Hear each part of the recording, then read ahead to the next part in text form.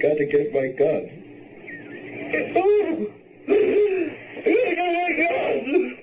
All right. All right, that's all. Stop. Go to sleep. September 19th, 1961. The most famous UFO abduction story in modern history, the Betty and Barney Hill case. Betty and Barney Hill were on their way back home after enjoying a surprise trip to Niagara Falls. They had been traveling for a few days and staying in motels that allowed their dog Delcy in the room. When finishing their meal at a diner, Betty and Barney set their watch to the clock showing 10:05 p.m. and continued their drive back home. It was a clear night. Betty was admiring the stars and noticed one seemed a bit odd. It seemed bigger and brighter than the others, and she noticed it seemed to be following them, but Barney dismissed it as a satellite. Throughout their drive, Betty continued to watch the light in the sky and watched it move across the sky and lower itself closer to the treetops. Delcy started whimpering, and they stopped the car, assuming she needed to use the restroom. Upon getting out of the car, Betty and Barney used their binoculars to observe the object, where Barney finally admitted it was moving too fast and erratic to be a satellite, but he didn't want to agree with Betty that it might be a UFO. They continued on their drive, later stopping again at a picnic area, this time with the sole purpose of getting a better look at this object now that it was much closer and became impossible to ignore that it was clearly tracking them. In the binoculars, Barney stated he saw a spinning disc-shaped craft with windows around the perimeter of the vehicle and a crew of humanoids looking at him through the windows. One appeared to be a leader and had a military-style cap, and was telepathically telling Barney to not look away. Barney had a hard time putting the binoculars down, but ended up running back to the car, screaming that they were going to be captured, and began trying to speed off. What did he tell you? Stay there and keep looking. Just keep looking and stay there. And just keep looking. Just keep looking. Could you hear him tell you? Oh, I got to pull these binoculars away from my eyes. Because if I don't, I'll just keep staying there. Could you hear him tell you this? Oh, no, he didn't say it. You felt he said it. I know. You know he did. Just there, yeah. Just stay there, he's saying to me. It's all right. Pounding in my head. Just don't pull the binoculars away. God, give me strength. All right. Pull them down. Run! Pull these binoculars down and run! God! It says my God, give me strength. I gotta get away. Betty! You gotta get away, Betty! The craft continued to come closer, with the Hills reporting strange beeping noises. The car began vibrating, and they heard what sounded like a tuning fork. And there were sounds like something was hitting the top of the car, until they became drowsy and lost consciousness. Once they regained consciousness, they realized they were 35 miles down the road with no memory of how they got there. They continued their drive, and once they got home, realized it was 5 a.m., 2 hours later than they should have been arriving. They also noticed both of their watches had quit working, Betty's dress was ripped and stained, and the top of Barney's shoes were now scuffed. The next day, the Hills noticed several circular spots on the trunk of their car that were unusual in appearance. They seemed to be perfectly spotless, while the rest of the car was dirty from driving on dirt roads. At the suggestion of Betty's sister, who was into UFOs, Betty brought a compass to her car, noticing the needle would spin wildly over these spots despite acting normal everywhere else on the car, indicating magnetic anomalies. In the following days, Barney developed physical symptoms such as an unexplained rash around his groin and symptoms that lasted years such as high blood pressure, anxiety, and ulcers that his physicians could not determine the cause of. He also recalled having an unexplained urge to be looking at the sky. Betty mentioned having a strong urge to leave her luggage outside and throw away the food that she brought home from the diner. She began having vivid and disturbing nightmares, which began to cause her excessive stress and anxiety. Despite Betty and Barney agreeing to not tell anyone, Betty told her sister, who convinced her to call the local Air Force base for answers since it was known to take UFO reports. Betty talked to Major Paul W. Henderson, who conducted a phone interview with Betty and Barney and filed the report with Project Blue Book. They learned the Air Force tracked an unknown object on radar for 18 minutes earlier that same day of their abduction, and about half a dozen people reported seeing a weird light flying around in the sky that night.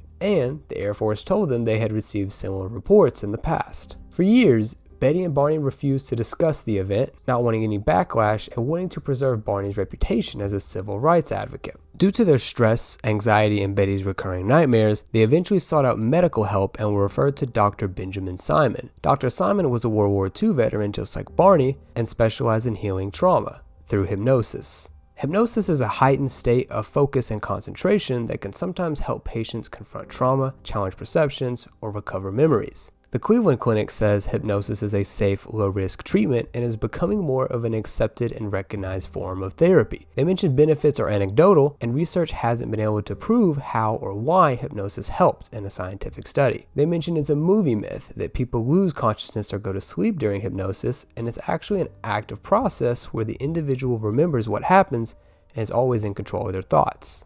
This introduction of hypnosis into UFO abduction events ultimately led to John Mack, a well-known Harvard psychiatrist, professor, and head of the Department of Psychiatry, to dedicate his career to studying UFO abductees who had undergone hypnosis. And he caught significant blowback from treating them as people who suffered real trauma rather than just having a psychological issue. The Hills began undergoing intense weekly hypnotic sessions with Dr. Simon in 1964 for 6 months. Under hypnosis, the Hills began to recall what happened during their 2 hours of lost time and what was the first true alien abduction in known history, meaning there weren't any other examples of this previously for them to base their story off of. I want to make clear that everything we've discussed so far was known by the Hills before hypnosis, and everything from here on out was uncovered through the hypnotic regressions. Barney recalled driving down the road and having to stop due to a group of what appeared to be uniformed men standing in the road. The car's engine began to stall. The men began walking towards the car, splitting into 2 groups, one to take Barney and one to take Betty. He stops the car, and these men started to come up to the car. They separated. They came up in 2 groups, and when they started to do that, I get real scared. And the car motor died. The car stalled. And when they started coming up, Barney tried to start the car. He tried to start it, and you know how a motor of a car would just turn over, and won't fire? And he tried to start the car. You did what? He's trying to start the car, and it won't start. And the men are coming towards us. And I think, well, I can get away from this. If I get the car door open, I can run in the woods. Barney recalls being incredibly scared and deciding to keep his eyes closed with the mindset of being safer if he kept still and quiet. Barney was taken through a curved hallway into a medical room where they began examining him. They collected hair samples, skin flakes, nail clippings, and seemed to take a particular focus on his groin area, which ultimately led to a rash days after the event. Barney states he noticed one reminded him of a German Nazi soldier, and the others reminded him of military men. He mentioned the leader had what resembled a military cap and a black scarf. Barney doesn't have a whole lot of details from his event, since he continued to keep his eyes closed throughout the entire process. Betty recalls seeing the individuals take Barney on the craft, and mentioned that it looked like he was sleepwalking since he had his eyes closed. She was also taken down a curved hallway and was led to a medical room with an exam table so small that she could sit on it with her feet still touching the floor. She said the leader of the group, and what appeared to be the examiner, came into the room and had her remove her dress. They again collected hair samples, skin flakes, nail clippings, but also performed a pregnancy test. And the examiner has a long needle in his hand. And I see the needle. And it's bigger than any needle I've ever seen. And I asked him what he's going to do with it. And he said, just a simple test to won't hurt me. And I asked him what. And he said he just wants to put it in my navel. And it's just a simple test. And I don't know, it will hurt. Don't do it. Don't do it. And even though it won't hurt.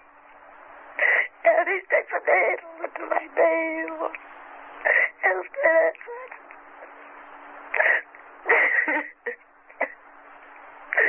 and I'm crying, and I tell him it's hurting, take it out. And then the leader, he goes over and he puts his hand, runs his hand in front of my eyes. And he says, I'll be all right. I won't feel it.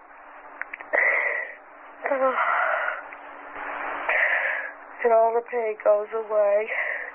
Betty said she began to trust the leader after he took away her pain, and the exam finished and everyone left except for him. Betty asked where they were from, and the leader showed a star map and asked Betty if she had ever seen it and if she knew where Earth was. She laughed, replying no, and the leader laughed and told her then there was no point in telling her where they were from if she didn't know where she was. Betty mentioned feeling safe at this point and telling the leader that this was an unbelievable experience that she'd like some proof of.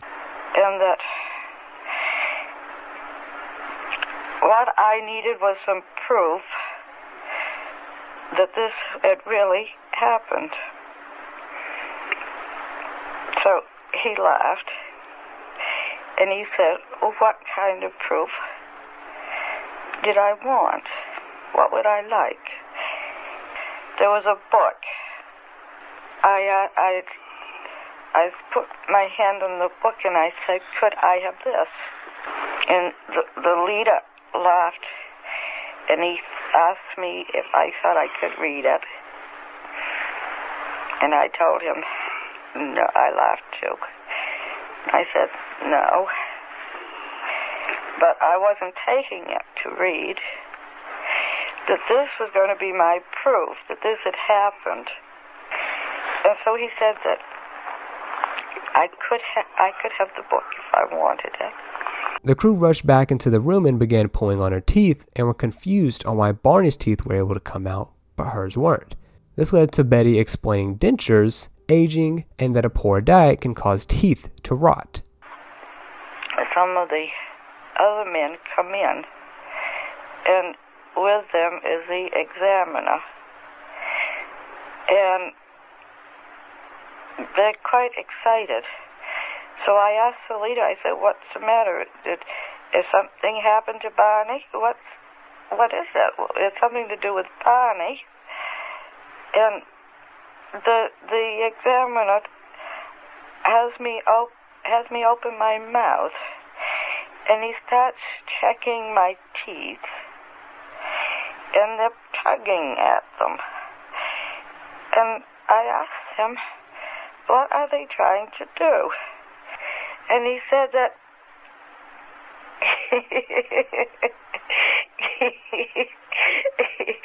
he said that they couldn't figure it out. Barney's teeth came out and mine didn't. And I was really laughing. Once Barney's exam was done, they led Barney back to the car first, where he waited until they led Betty back. Before Betty came back to the car, the group ended up taking away the book. And then,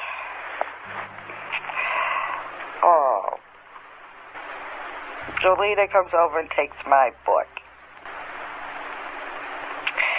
And I said, I'm furious. I said, you promised me I could have the book. You gave me your word I could have it. And he said, I know it. He said, but the others object. They don't want you to have it. And I said, but this is my proof. If you take the book away from me, I'll have no proof that this has happened. And he said, that's the whole point. They don't want you to know it's happened. They want you to forget all about it. And that's why I'm taking the book. I won't forget about it. You can take the book, but you never can make me forget about it. Because I'll remember it's the last thing I ever do. Both describe the aliens as 4 to 5 feet tall, having broad foreheads, round faces tapered towards the chin, dark cat-like eyes that extended around to the side of the head, small mouths, small noses, grayish skin, and dark clothing. Some had uniforms while others didn't, but they all resembled some type of military outfit. They also said the aliens would use mumbling and humming noises to communicate with each other, and only the leader would communicate with the Hills, as he appeared to be the only one to know English, even though Betty said it wasn't very good and he had a weird accent. The Hills told their story to their church group, who ended up secretly recording it. This led to John H. Luttrell publishing a newspaper article in 1965 that led to this event becoming national news, which led to the event being solidified as an international story with the book Interrupted Journey published in 1966. This caused extreme frustration and stress with the Hills, who ended up going public with their story as they saw it was being told in a dramatic way. Betty's niece mentioned that this information being made public made both her and Betty extremely frustrated, as it was their personal information being released and they never sought out for the story to be publicized. They were doing very, very well until there was a violation of confidentiality. I still feel angry about it. I blamed the reporter. I was furious with him, as was Betty. For Barney, it brought people who doubted his credibility. This was a man who was upstanding in the community. His reputation mattered greatly, and all of a sudden he was thrown into a kook category. For Barney, he had a cerebral hemorrhage when he was 46 years old. It was fatal. This led to them releasing some of their drawings of what they saw, including drawings of the craft and commissioning an artist, David G. Baker, to portray the aliens.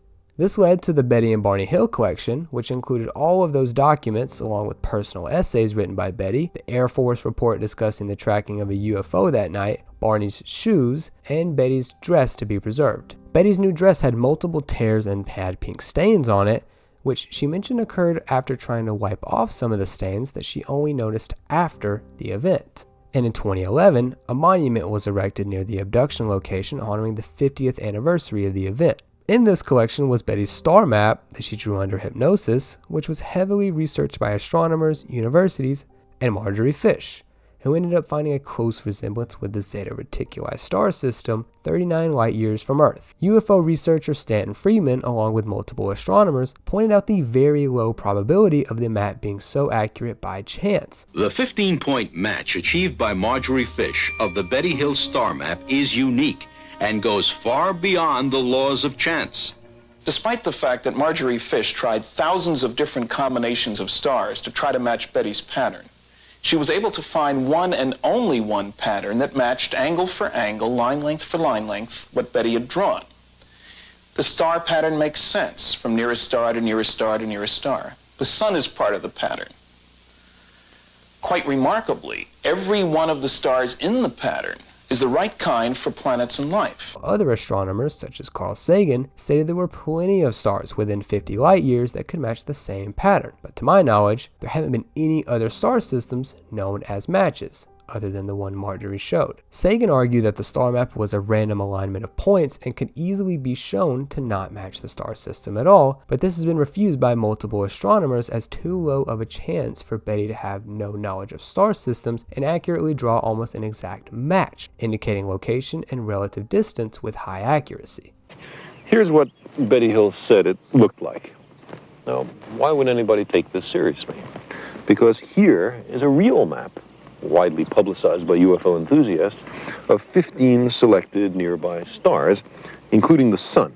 There is a resemblance between the two maps, but that's mainly because the lines corresponding to navigation routes have been copied from the Hill map onto the real star map. If we were to substitute some other set of lines for the Hill lines, we find that the eye suddenly is biased against seeing any agreement between the two maps at all. To make an objective test, however, let's remove the lines altogether. And then there's very little resemblance left. Their psychologist, Dr. Simon, was not interested in UFOs or extraterrestrials, yet he still didn't believe that the Hills were lying, or that their experience was caused by a mental illness, such as delusions, and even said so to their insurance company when discussing the case, that it wasn't possible to explain the sighting of the craft as anything other than a true event. However, he did not believe the abduction took place. Keep in mind that the sighting of the craft was before hypnosis, and the retelling of the abduction was during hypnosis. While in the hypnotic regressions, he also told them to forget everything from the session and only let them listen to them once they discontinued their weekly sessions, which took 6 months. His final diagnosis was that Betty's mind created dreams of an abduction to fill the 2-hour time gap, and that Barney was highly suggestible and subconsciously absorbed her dreams once she explained them to him. Despite this, Dr. Simon did believe the Hills were truly genuine and honest, and truly did have severe psychological effects from the event. Barney was reported to never be able to fully work through the trauma. The ulcers and high blood pressure continued until a sudden cerebral hemorrhage in 1969, passing at the age of 46. Betty continued to be interested in UFOs for the rest of her life and gave lectures for decades until her passing in 2004 at 85 due to lung cancer. A little known fact about Betty is that she was interested in UFOs even before this event and had previously been given unknown material that she buried in her backyard. So, just before, about 4 days before we left to go on the trip, Barney said, "What's that stuff up on the top shelf? Why don't you throw it away? We could use the shelf." Well, I was having some fill put in the backyard. So I took the pieces and I threw them in the backyard. And when they dumped the sand, they covered them. Their dog Delcy also had effects from the event, leading to her immediately developing a fungal infection, along with respiratory issues and a new personality development of frequent trembling and whimpering. But the Hills chalked this up to just not knowing her previous medical history, since they had only had her for 6 weeks, despite the fact that she never did any of those things prior. 65 years later, the Betty and Barney Hill case remains the poster child for UFO abductions. Skeptics argue that the story can be explained through extreme stress, dreams, and claiming hypnotic regression isn't reliable. Others believe too many details line up, and in over 60 years, the story has always remained the same. What's important to remember is that the UFO sighting, missing time, the physical evidence, and psychological impact all happened before any hypnosis and before any mention of aliens. And their psychologists believe that at least the UFO sighting did occur. Do you believe the Hills experienced the first real alien abduction? Or is there another explanation? Let me know your thoughts in the comments down below, and don't forget to like and subscribe.